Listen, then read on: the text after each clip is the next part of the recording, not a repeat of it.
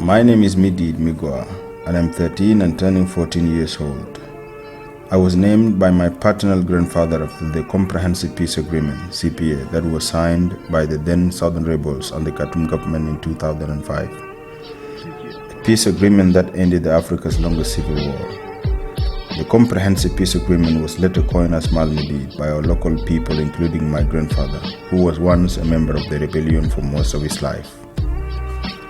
I was very young when the war started in South Sudan, too young to remember everything.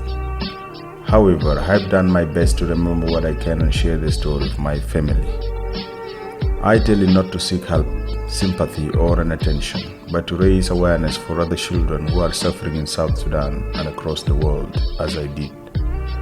And perhaps the world that remains silent and turns its back on the sufferings and deaths in my country will understand that South Sudanese children's souls are as precious as the souls of children in England, the USA, China, and around the world. I do not pretend to be older than you, the reader, but the truth is, despite my age, I am old enough to confess that life is indeed a mystery. I have seen with my naked eyes the dead body of my grandfather who was slaughtered.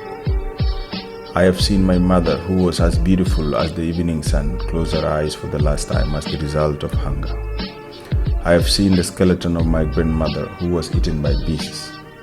I have seen and touched the dead body of my little sister, who was overrun by a rich man's car. And I have seen my older sister being kidnapped at night and carried away by unknown kidnappers.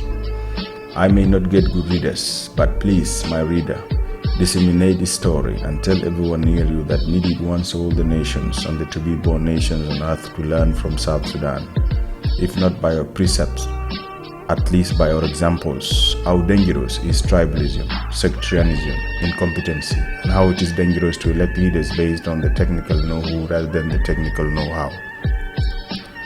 Thank you for reading my sad story.